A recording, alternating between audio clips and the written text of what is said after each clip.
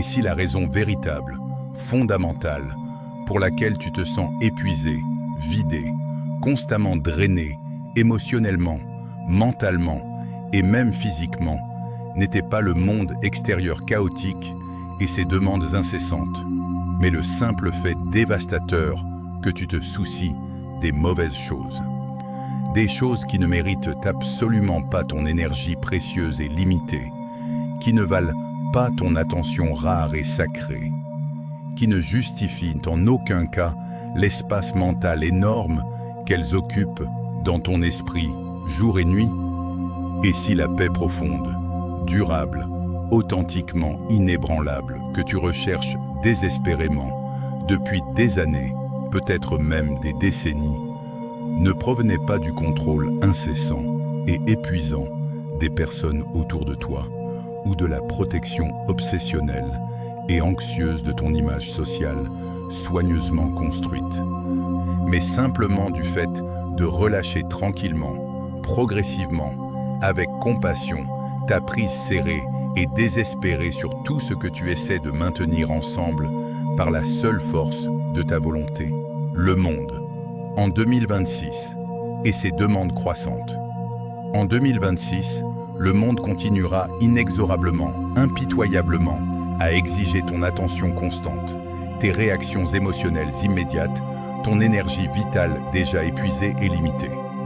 Les réseaux sociaux crieront encore plus fort avec leurs algorithmes sophistiqués conçus pour capturer ton attention. Les nouvelles seront encore plus alarmantes, plus polarisantes, plus conçues pour déclencher tes peurs ancestrales. Les opinions des autres seront encore plus envahissantes, plus omniprésentes grâce à la technologie qui te connecte constamment à des milliers de voix contradictoires. La pression sociale sera encore plus intense, plus suffocante, plus impossible à ignorer. Les notifications vibreront sans cesse. Les emails s'accumuleront comme une marée montante. Les attentes des autres pèseront sur tes épaules comme un fardeau qui ne cesse jamais de grossir.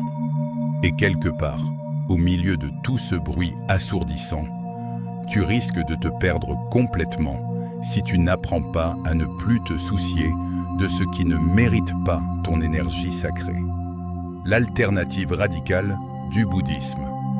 Mais le bouddhisme authentique, celui qui a été pratiqué et perfectionné pendant plus de 2500 ans, celui qui a aidé des millions de personnes à travers les siècles à trouver la paix au milieu du chaos, offre une alternative radicale, révolutionnaire, profondément libératrice à cette course épuisante vers nulle part. Ce n'est pas une philosophie théorique et abstraite déconnectée de la vie réelle. C'est une pratique vivante, testée par le temps, qui fonctionne réellement quand tu l'appliques avec sincérité et patience. Ce que tu n'as pas besoin de faire. Tu n'as absolument pas besoin d'endurcir ton cœur et de devenir cynique, amer, fermé au monde. Tu n'as pas besoin d'échapper complètement à la société moderne et de vivre en ermite dans une grotte isolée sur une montagne lointaine. Tu n'as pas besoin de devenir froid, distant, déconnecté émotionnellement de tout et de tous, comme un robot sans sentiment. Tu as seulement besoin, simplement, mais profondément, d'arrêter de porter ce qui n'a jamais été le tien à porter dès le départ. De cesser de te charger de poids qui appartiennent à d'autres personnes. De libérer les fardeaux que tu as inconsciemment ramassés en chemin, année après année, et qui t'écrasent maintenant sous leur poids collectif. La vraie nature de cet enseignement. Ceci n'est absolument pas une invitation à devenir indifférent, apathique, émotionnellement mort ou déconnecté de la vie. C'est exactement le contraire. C'est une invitation à devenir inébranlable, stable comme une montagne, centré comme un arbre ancien avec des racines profondes, enraciné dans quelque chose de plus profond, de plus vaste, de plus permanent que les tempêtes superficielles et passagères de la vie quotidienne. C'est une invitation à vivre pleinement, mais sans être emporté par chaque vague émotionnelle. À ressentir profondément, mais sans être submergé. À te soucier authentiquement, mais sans perdre toi-même dans le processus. L'exploration qui t'attend. Aujourd'hui, dans cette exploration profonde et transformatrice, nous allons voyager ensemble à travers 10 leçons bouddhistes, puissantes, pratiques et profondément transformatrices sur comment arrêter de te soucier des choses qui ne méritent pas ton énergie sacrée, afin que plus rien ne puisse facilement perturber ta paix intérieure durement gagnée. Ces leçons ne sont pas des platitudes vides ou des affirmations positives superficielles. Ce sont des enseignements testés par des millénaires de pratiques contemplatives. Ce sont des vérités qui ont libéré d'innombrables êtres humains de la souffrance inutile. L'invitation à l'écoute profonde. Écoute lentement ces enseignements. Ne te précipite pas à travers eux comme tu te précipites à travers ta vie quotidienne. Laisse chaque mot te rencontrer exactement là où tu es en ce moment précis, dans ton état actuel, avec toutes tes luttes présentes, tes doutes, tes blessures. Et permets-toi, peut-être pour la toute première fois de ta vie adulte, de vraiment te reposer, de déposer le fardeau invisible que tu portes, de respirer profondément sans la tension habituelle dans ta poitrine, de simplement être sans avoir besoin de performer, de prouver, de protéger. Commençons maintenant ce voyage sacré vers la liberté intérieure authentique. Leçon 1. Arrête de tout prendre personnellement. La libération profonde de l'ego blessé. L'une des causes les plus profondes, les plus universelles, les plus insidieuses et les plus répandues de la souffrance humaine est cette habitude simple, mais absolument dévastatrice dans ses effets. Croire fermement, avec une conviction inébranlable, que absolument tout ce qui se passe autour de toi, chaque mot prononcé, chaque regard lancé, chaque silence maintenu, concerne fondamentalement toi, ta valeur personnelle, ton identité fragile, ton être essentiel. Le mécanisme douloureux de la blessure personnelle. Quelqu'un parle durement, avec un ton sec, critique ou impatient. Immédiatement, instantanément, sans même une seconde de pause réflexive, tu te sens attaqué personnellement, comme si leurs mots étaient des flèches acérées visant directement ton cœur vulnérable, cherchant intentionnellement à te blesser. Quelqu'un t'ignore complètement dans un couloir au travail. Ne répond pas à ton message texte pendant des jours interminables. Oublie de t'inviter à un événement social. Instantanément, tu te sens rejeté au niveau le plus profond. Abandonné, comme si tu ne comptais pas, comme si ton existence même était remise en question et jugée insuffisante. Quelqu'un est en désaccord avec ton opinion sur un sujet, politique, philosophique, même trivial. Tu te sens immédiatement diminué, comme si ta valeur intellectuelle était directement contestée, comme si on remettait en question ta légitimité, même à avoir des pensées, des opinions, une voix qui compte. La spirale de l'interprétation personnelle. Et cette interprétation personnelle constante, cette habitude de tout ramener à soi, crée une spirale descendante, épuisante. Chaque interaction devient potentiellement menaçante. Chaque conversation porte le risque de blessure. Chaque relation devient un champ de mines émotionnelles où tu marches prudemment, anxieusement, constamment sur tes gardes. Tu analyses obsessionnellement le ton de voix des gens. Tu scrutes leurs expressions faciales pour des signes de désapprobation. Tu lis et relis leurs messages textes, cherchant des significations cachées, des critiques subtiles, des rejets implicites. C'est épuisant, c'est anxiogène, et c'est basé sur une compréhension fondamentalement erronée de la nature humaine. La vérité silencieuse qui change tout. Mais le bouddhisme enseigne une vérité silencieuse, profonde mais profondément inconfortable, qui change littéralement tout quand tu la comprends vraiment, viscéralement, au-delà du niveau intellectuel. La plupart des comportements humains ont très peu à voir avec toi personnellement. Presque rien en réalité. C'est une révélation choquante pour l'ego qui est convaincu d'être au centre de l'univers. Mais c'est une vérité libératrice. Les gens parlent principalement depuis leurs propres blessures non guéries, pas en réponse directe à qui tu es. Ils réagissent depuis leurs peurs les plus profondes et anciennes, qui remontent souvent à leur enfance, pas à tes actions actuelles dans le moment présent.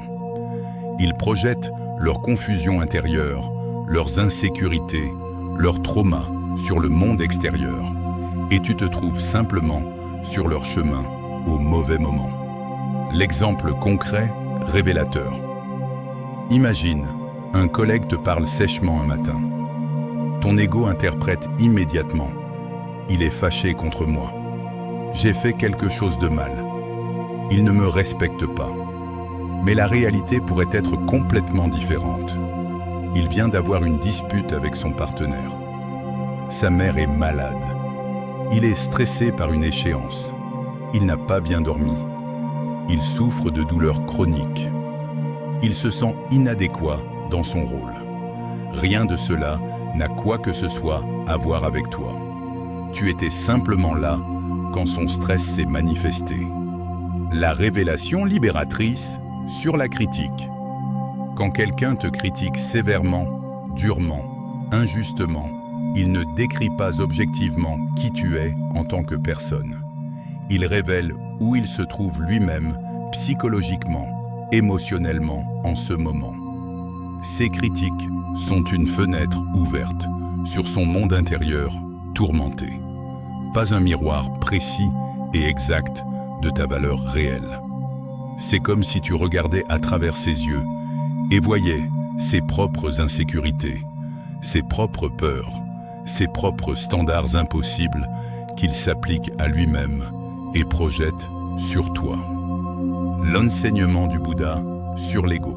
Le Bouddha enseignait avec clarité que la souffrance surgit inévitablement quand nous nous identifions trop fortement, trop rigidement, trop complètement avec l'image de soi construite, ce que nous appelons l'ego. L'ego veut désespérément, compulsivement, être loué constamment par tout le monde, protégé de toute critique négative, validé continuellement dans son existence. Il veut être perçu universellement comme bon, juste, digne, spécial, unique, supérieur même. C'est un désir impossible à satisfaire parce qu'il dépend de facteurs complètement hors de ton contrôle. Les opinions changeantes, imprévisibles et souvent irrationnelles d'autres personnes. La fragilité paradoxale de l'ego défensif. Et voici le paradoxe cruel, ironique. Plus tu défends obstinément, agressivement cette image fragile de toi-même, plus tu deviens psychologiquement fragile, vulnérable, facilement blessé. C'est comme construire des murs de plus en plus hauts autour de toi pour te protéger. Mais ces murs deviennent ta prison. Tu te retrouves enfermé, isolé, constamment sur la défensive, incapable de recevoir même l'amour authentique, parce que tu es trop occupé à te protéger contre les attaques imaginaires. En essayant de te protéger, tu te blesses davantage. En essayant de contrôler comment les autres te perçoivent, tu perds le contrôle de ta propre paix intérieure. La métaphore puissante du ciel. Imagine, visualise vraiment ceci. Marcher à travers le monde comme un ciel clair, vaste, infini. Des tempêtes peuvent passer à travers ce ciel, mots durs, lancés comme des éclairs, jugements sévères tombant comme de la grêle, opinions hostiles soufflant comme des vents violent. Mais le ciel lui-même, dans son essence, reste fondamentalement intouché, inchangé par ces phénomènes météorologiques, temporaires et passagers. Les nuages traversent le ciel. Ils ne deviennent jamais le ciel. Ils ne peuvent pas endommager l'espace lui-même. Les tempêtes agitent l'atmosphère, créent du drame, font du bruit, mais elles ne détruisent pas l'espace vaste et accueillant dans lequel elles se produisent. Le ciel accueille tout, soleil brillant, pluie battante, neige silencieuse, sans jamais être fondamentalement affecté. La sélectivité sage est nécessaire. Voici une vérité que l'ego résiste à accepter. Pas chaque commentaire ne mérite une réponse élaborée et défensive, pas même proche. La plupart ne méritent aucune réponse. Pas chaque opinion négative exprimée sur toi ne mérite un espace précieux dans ton cœur et ton esprit déjà surchargé. Pas chaque malentendu nécessite une correction immédiate, exhaustive et anxieuse. En fait, la plupart des malentendus se résolvent d'eux-mêmes avec le temps, si tu leur permets simplement de passer sans leur donner de l'énergie. Les questions transformatrices. Demande-toi gentiment, avec compassion authentique pour toi-même, plutôt qu'avec jugement sévère. Cela vaut-il vraiment ma paix intérieure précieuse? Est-ce vraiment le mien à porter, à résoudre, à gérer? Est-ce que cela importera encore dans 1 an, dans 5 ans, à la fin de ma vie, quand je regarderai en arrière? La plupart du temps, la réponse honnête, si tu es vraiment sincère avec toi-même, sera non, absolument pas, pas du tout. Cette critique ne définira pas ta vie. Ce malentendu ne ruinera pas ta réputation. Cette opinion négative n'affectera pas ton chemin fondamental. Dans 1 an, tu te souviendras à peine de ce moment qui semble si important maintenant. La transformation par l'observation consciente. Quand tu arrêtes finalement, progressivement de tout prendre personnellement, et c'est un processus, pas un changement instantané, quelque chose de profondément libérateur se produit graduellement dans ta psyché, dans ta façon d'être au monde. Tu commences à observer les comportements des autres avec curiosité, plutôt que de les absorber viscéralement, douloureusement dans ton être, comme si c'était du poison. Tu développes une distance saine, un espace de respiration entre le stimulus externe et ta réponse interne. Tu écoutes les critiques sans t'effondrer intérieurement sur toi-même, sans croire instantanément que tu es fondamentalement défectueux. Tu peux entendre « tu as fait une erreur » sans traduire ça en « je suis une erreur ». Tu réponds consciemment, intentionnellement depuis un lieu de clarté et de choix, au lieu de réagir impulsivement, défensivement, depuis un lieu de blessure et de peur. La nuance importante et cruciale. Et ceci est absolument crucial à comprendre, car c'est souvent mal interprété. Cela ne signifie absolument pas que tu tolères passivement le manque de respect flagrant, les abus manifestes ou les comportements clairement toxiques. Cela ne signifie pas que tu deviens un paillasson sur lequel tout le monde peut marcher. Cela ne signifie pas que tu abandonnes toute dignité ou que tu acceptes n'importe quel traitement.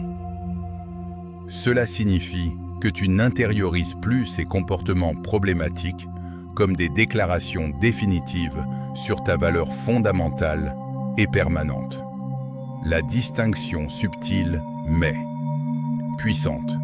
Tu peux reconnaître et nommer clairement un comportement problématique. Ce que tu as dit était blessant, sans en faire ton identité. Je suis quelqu'un de blessable et faible. Tu peux entendre des mots durs, critiques, même cruels, sans laisser ces mots pénétrer jusqu'au niveau de ton être essentiel, jusqu'au cœur de qui tu es vraiment au-delà de tous les rôles et identités temporaires. C'est comme porter une armure invisible qui protège ton cœur, tout en te permettant de rester ouvert et vulnérable de manière saine. L'établissement de frontières saines. Arrêter de prendre les choses personnellement te permet paradoxalement d'établir des frontières plus claires et plus saines. Parce que tu n'es pas dans la réactivité défensive constante, tu peux calmement dire « je ne suis pas d'accord avec ça » ou « je ne tolère pas ce comportement » sans que ton monde émotionnel entier s'effondre. Tu peux défendre tes besoins légitimes sans attaquer l'autre personne. Tu peux protéger ton espace sacré sans construire des murs impénétrables. La pratique quotidienne pour 2026. En 2026, cette année qui commence maintenant, laisse ceci devenir ton pouvoir silencieux, mais absolument inébranlable, ta force secrète. Les émotions des autres ne sont pas ta responsabilité personnelle à gérer, à réparer ou à prendre en charge. Tu n'es pas leur thérapeute, tu n'es pas leur sauveur, tu n'es pas responsable de leur bonheur ou de leur souffrance. Les opinions des autres sur toi, qu'elles soient positives ou négatives, ne sont pas ta vérité objective et définitive. Elles sont des opinions, des perspectives limitées, des interprétations subjectives colorées par leurs propres expériences. Les réactions des autres face à tes actions ne sont pas un reflet précis et fiable de ta valeur intrinsèque et immuable. Ta valeur existe indépendamment de leurs réactions, ce qui est vraiment nécessaire. Tu n'as pas besoin d'une peau plus épaisse et insensible qui te déconnecte du monde. Tu as besoin de frontières plus claires et plus saines qui te permettent de rester connecté tout en restant protégé. Tu n'as pas besoin de devenir froid. Tu as besoin de devenir clair. Clair sur où tu te termines et où les autres commencent. Clair sur ce qui est le tien à porter et ce qui ne l'est pas. La promesse de la libération. Quand tu arrêtes finalement de prendre absolument tout personnellement, quand tu libères ce fardeau épuisant, la vie devient significativement plus légère, plus respirable, plus spacieuse, et tu deviens authentiquement libre. Libre de vivre sans cette tension constante dans tes épaules. Libre de parler sans analyser obsessionnellement comment chaque mot sera reçu. Libre d'être simplement toi-même, sans la performance épuisante de gérer constamment l'impression que tu fais sur les autres. C'est une liberté qui ne peut pas être achetée, volée ou donnée. Elle doit être cultivée patiemment à travers la pratique et la compréhension profonde. Leçon 2. Détache-toi des résultats, pas de l'effort, la sagesse profonde du lâcher-prise actif. Beaucoup de gens, peut-être même la majorité, pensent à tort, incorrectement que ne pas se soucier signifie simplement abandonner complètement tout effort, devenir paresseux et apathique, cesser d'essayer d'accomplir quoi que ce soit, renoncer à toute ambition. Mais le bouddhisme authentique enseigne quelque chose de beaucoup plus subtil, plus nuancé, plus sophistiqué et infiniment plus puissant dans ses effets transformateurs que cette caricature simpliste et cette compréhension superficielle. L'invitation paradoxale puissante. Tu es invité, encouragé même à te soucier profondément, passionnément, totalement de tes actions dans le moment présent, de ton intégrité personnelle inviolable, de tes intentions pures et authentiques. Donne tout ce que tu as. Engage-toi complètement. Ne retiens rien de ton effort sincère. Et puis, paradoxalement, simultanément, complètement lâcher prise sur les résultats finaux, sur les conséquences, sur les fruits de tes actions. C'est un paradoxe qui semble impossible, contradictoire au mental occidental conditionné à la pensée binaire. Comment peut-on se soucier intensément et ne pas se soucier simultanément? Comment peut-on être complètement engagé et complètement détaché en même temps? La compréhension profonde du paradoxe. Mais c'est précisément dans ce paradoxe apparent que réside la sagesse profonde. Ce n'est pas une contradiction, mais une harmonie à un niveau plus élevé de compréhension. Tu te soucies du processus, de l'action elle-même, de la qualité de ton engagement. Tu ne te soucies pas, dans le sens de t'attacher anxieusement aux résultats spécifiques qui émergent. C'est comme un archer zen. Il se soucie profondément de sa posture, de sa respiration, de l'alignement de son arc, de la qualité de son attention. Mais au moment de relâcher la flèche, il lâche aussi prise sur où elle atterrira. La source réelle de la souffrance. La plupart de la souffrance psychologique, émotionnelle, existentielle ne provient pas de ce que nous faisons concrètement, de nos actions elles-mêmes, mais de la façon désespérée, anxieuse, contractée, dont nous voulons que les choses se déroulent d'une certaine manière spécifique et précise. Nous créons dans nos esprits une image rigide de comment les choses devraient être. Et puis nous souffrons quand la réalité ne correspond pas à cette image mentale. Les exemples quotidiens révélateurs. Tu essaies d'être gentil, généreux, attentionné avec quelqu'un, mais tu veux désespérément, anxieusement, de l'appréciation explicite en retour. Merci ne suffit pas. Tu veux de la reconnaissance effusive, et quand elle ne vient pas, tu te sens blessé, utilisé. Tu travailles extrêmement dur sur un projet important. Tu investis des heures innombrables, tu verses ton cœur dedans. Mais tu veux absolument de la reconnaissance publique, des éloges visibles, une promotion, une récompense tangible. Et quand ces choses n'arrivent pas comme tu l'espérais, le travail lui-même perd sa signification.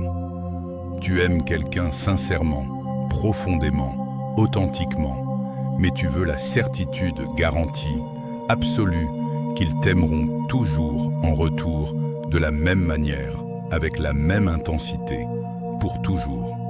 Et cette demande de certitude dans un monde d'impermanence crée de l'anxiété constante. L'enseignement profond du non-attachement. Le Bouddha enseignait le non-attachement, en sanskrit Vairagya, en pali Viraga, non pas comme une indifférence froide, cynique et déconnectée, mais comme une liberté profonde, spacieuse de l'agrippement désespéré et anxieux. Ce n'est pas « je ne me soucie de rien », c'est « je me soucie profondément mais je ne m'accroche pas anxieusement ». Le langage de l'agrippement. L'agrippement, l'attachement anxieux, dit avec peur et contraction. Cela doit absolument se passer à ma façon spécifique. Il n'y a qu'un seul résultat acceptable. Je ne peux pas être bien. Je ne peux pas être en paix, à moins que ceci se produise exactement comme je le veux. Ma paix intérieure, mon bonheur, mon sens de valeur dépendent entièrement des résultats externes que je ne contrôle pas. C'est vivre dans un état constant d'anxiété, de tension, de peur que les choses ne se passent pas comme prévu. Le langage du détachement. Le détachement, le lâcher-prise sage dit calmement, avec ouverture et confiance. Je vais agir avec le maximum de soin, d'attention et d'intégrité. Je vais me présenter honnêtement et authentiquement avec tout ce que je suis. Je vais donner mon meilleur. Et ensuite, je vais libérer, relâcher ce que je ne peux fondamentalement pas contrôler. C'est vivre dans un état de présence engagé mais détendu, d'effort maximal mais sans crispation. Le changement de perspective profond. Ce changement de perspective est absolument profond, révolutionnaire dans ses implications pour ta vie quotidienne. Quand tu te détaches authentiquement des résultats, quand tu libères l'agrippement anxieux, tu arrêtes de vivre dans l'anxiété constante, épuisante, à propos du futur incertain et incontrôlable. Tu arrêtes de rejouer obsessionnellement dans ton esprit agité des scénarios sur scénarios de ce qui pourrait arriver, ce qui devrait arriver, ce qui ne doit absolument pas arriver. Tu arrêtes de négocier mentalement avec la vie, avec l'univers, avec des forces divines imaginaires, avec les forces qui échappent complètement à ton contrôle, essayant désespérément de conclure un marché. Si je fais ceci, alors tu dois me donner cela. La simplicité de l'action pure. Tu fais simplement ce qui est juste, ce qui est aligné avec tes valeurs les plus profondes, avec ton cœur entier, avec toute ton attention disponible. Et puis, et c'est crucial, tu te reposes, tu laisses aller, tu permets à la vie de se dérouler comme elle va se dérouler. La métaphore puissante du jardinage. Imagine, visualise vraiment ce processus. Planter une graine précieuse, rare dans un sol fertile et bien préparé. Tu l'arroses régulièrement, avec soin et attention. Tu veilles consciemment sur le sol, tu t'assures qu'il reste humide, mais pas trop, nutritif, mais équilibré. Tu protèges la zone des parasites. Tu donnes à la plante ce dont elle a besoin. Lumière solaire, eau, nutriments. C'est ton travail, c'est ton effort, c'est ce que tu contrôles. Mais tu ne te tiens pas anxieusement au-dessus de la graine, minute après minute, criant désespérément dessus pour qu'elle grandisse plus vite selon ton calendrier mental. Pousse. Pourquoi ne pousses-tu pas encore? J'ai fait tout ce qu'il fallait. Tu ne creuses pas frénétiquement la terre toutes les heures pour vérifier si les racines se développent comme tu l'espères. Tu ne tires pas impatiemment sur la tige émergente, fragile, pour accélérer artificiellement le processus naturel, la sagesse du jardinier. Tu fais ta part avec diligence, attention, amour. Puis tu laisses la nature, tu laisses le mystère du vivant faire son travail invisible et mystérieux selon son propre timing, pas le tien. Tu fais confiance au processus naturel de croissance qui dépasse ta compréhension et ton contrôle. Tu acceptes que certaines choses ne peuvent pas être forcées, seulement nourries. L'application directe à la vie humaine. La vie humaine, les relations, les projets, les carrières fonctionnent exactement de la même manière organique, naturelle. En 2026, cette année qui s'ouvre devant toi, pleine de possibilités et d'incertitudes, pratique ceci consciemment, intentionnellement. Fais de ton mieux avec ce qui est directement devant toi maintenant. Donne ton effort maximum à ce moment. Sois pleinement présent à la tâche devant toi. Puis recule. Crée de l'espace. Respire. Lâche prise sur le besoin désespéré et anxieux d'être applaudi publiquement pour chaque effort. Lâche prise sur le besoin paralysant d'être choisi, sélectionné, validé par des forces externes. Lâche prise sur le besoin épuisant de certitude absolue dans un monde d'incertitude fondamentale. La localisation de la paix. Véritable, la paix authentique, durable arrive et s'installe profondément en toi quand l'effort est sincère, authentique, complet et quand l'attachement anxieux aux résultats spécifiques est absent, relâché. C'est une équation simple mais infiniment puissante dans ses effets. Effort maximum plus attachement, zéro. Paix profonde, présence totale, plus lâcher-prise complet, liberté authentique. La découverte surprenante. Tu remarqueras quelque chose de surprenant, presque magique, presque contre-intuitif. Quand tu arrêtes de forcer obsessionnellement les résultats, de vouloir contrôler minutieusement chaque variable, de manipuler anxieusement chaque facteur, les choses coulent souvent beaucoup plus naturellement, plus facilement. Les portes s'ouvrent, les opportunités apparaissent, les solutions émergent. Non pas par magie, mais parce que tu n'es plus dans ton propre chemin, avec ton anxiété et ton contrôle. La stabilité indépendante des résultats. Et même quand les choses ne se déroulent pas du tout comme tu l'espérais, même quand le résultat est radicalement différent de tes attentes soigneusement construites, même quand ça ressemble à un échec selon les standards externes, tu restes stable, centré, en paix. Pourquoi cette stabilité remarquable? Parce que ta paix intérieure n'est plus dépendante, conditionnée par les résultats externes variables, imprévisibles, incontrôlables. Elle repose maintenant sur quelque chose de plus profond, plus stable, plus permanent, ton intégrité, ton effort, ta présence. La définition de la vraie liberté, c'est la vraie liberté dans sa forme la plus pure. Non pas obtenir ce que tu veux toujours comme un enfant gâté, mais être authentiquement en paix, indépendamment de ce qui arrive, de comment les choses se déroulent. Libre de vivre pleinement, sans la peur paralysante de l'échec. Libre d'essayer sans la garantie du succès.